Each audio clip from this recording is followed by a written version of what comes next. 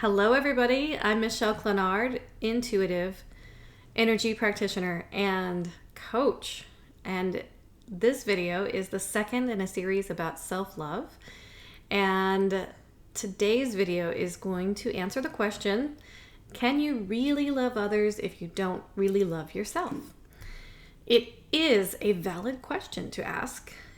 It has been stated time and time again in a variety of ways, such as you can't really love others until you love yourself, or in order to love others, one must first love themselves, as well as a variety of other rephrasings or similar sayings. However, I would like to call bullshit on all of them.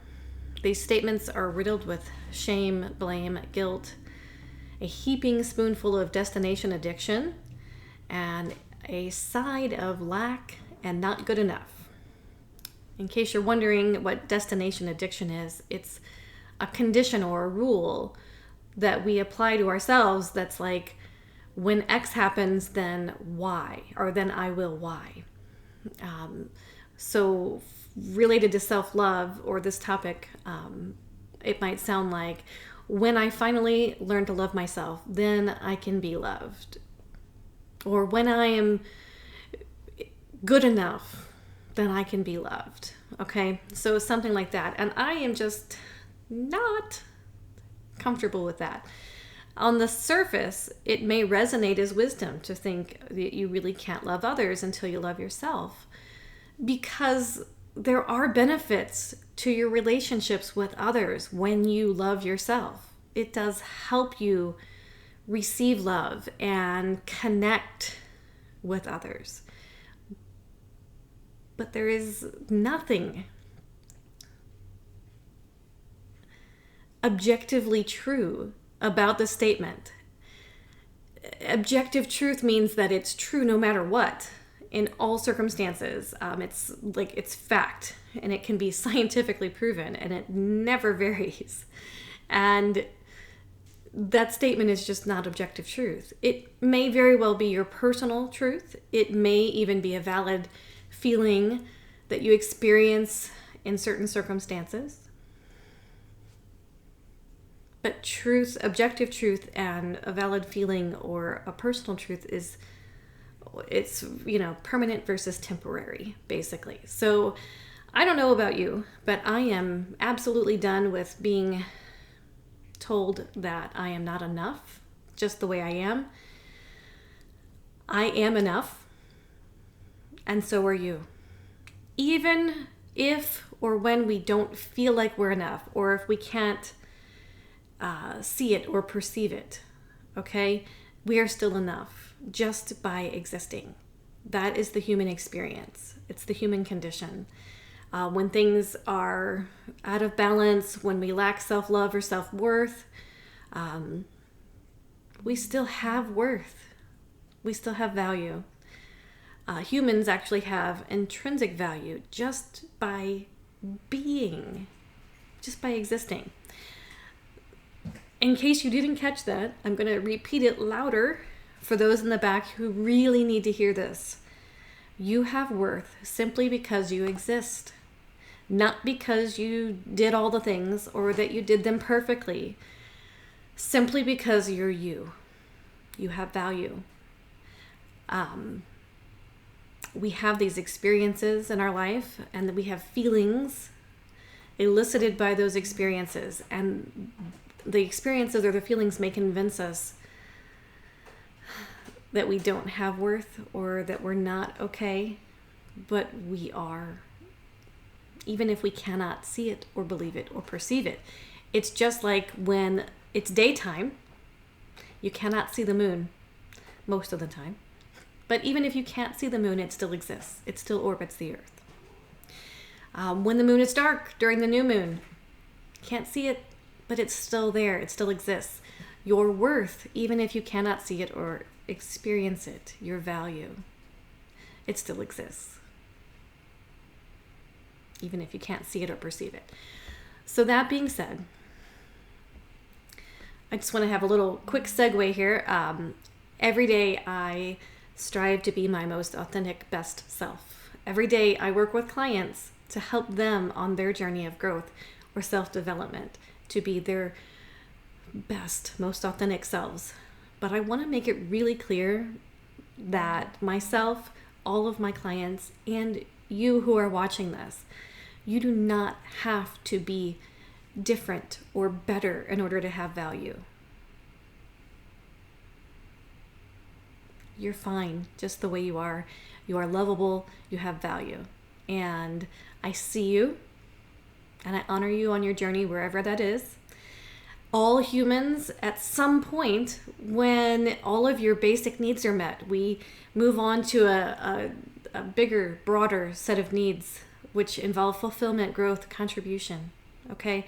And when you're there, then there's this desire to make self-improvements, or maybe things are just, you're tired of things going crappy in your life, or of falling short of your desired outcomes.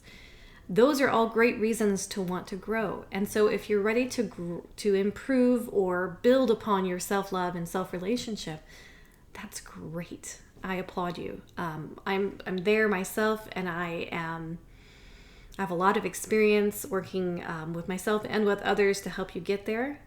But I just want you to know you have value and you deserve love just the way you are. But I digress a little bit, so let's get back on the topic. Can you love yourself when you, or love others when you don't really love yourself? You absolutely can love others, even if you don't love yourself. I personally spent decades of my life oscillating back and forth between unworthy of love and self-loathing until I finally reached a point in my relationship with myself where it's easier to recover from those moments when I feel kind of meh about myself, or have some negative thoughts pop up. It's not perfect because we're human and there is no such thing as perfect, but developing self-relationship and nurturing your own love for yourself really helps you be able to recover and move on from those really difficult moments, especially self-relationship moments, which really affect everything. And self-love and self-relationship do have an effect on your other relationships, whether it's romantic or platonic, parental, friend. It doesn't matter. How you feel about yourself, how you nurture and tend to your needs does affect your other relationships, but it does not prevent you from loving others, okay? During my periods of time when I was absolutely in the worst self-relationship I've ever been with myself, I still loved deeply, expansively, both conditionally and unconditionally, modestly, passionately, friendly, loyally, and gratefully. I loved big, even when I loved others so big, even when I did not give any of it to myself, when I wasn't able to extend it to myself. So yes, we can love others, even if we don't or can't love ourselves. And that being said, there are benefits to loving yourself and nurturing your self-relationship that can be experienced in your relationships with others, as well as your daily interactions in the work or at play or out in the world. It also can benefit your health and well-being, your feeling of connection, trust, and more. In the next video, we're going to really dive into what the benefits are of self-love and nurturing your self-relationship and how it affects your life, relationships, your body, your mind, your spirit, everything. And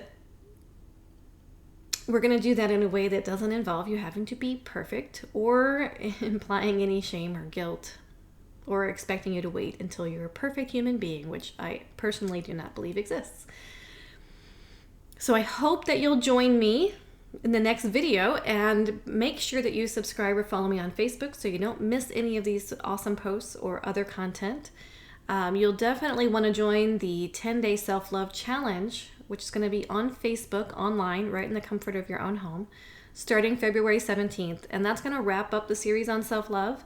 But there's still going to be several more posts and videos and things on the self-love before the challenge starts on the 17th. So if you are ready to dive into your self-relationship, I hope that you will check out the challenge. And it's linked in the details of this video in case you are wondering how to find that. Meanwhile, tune in for the next video, and be sure to share this with your friends and loved ones too, because everybody deserves a little bit of love, especially in this month of where love is such a prominent part of everything. There's hearts everywhere. It's February, so Valentine's Day. We're talking about self-love more than romantic love, but they have a dynamic effect on each other, and they can exist separately and together. So anyway, I hope you liked the video, and I'll see you in the next one. So thanks. Bye.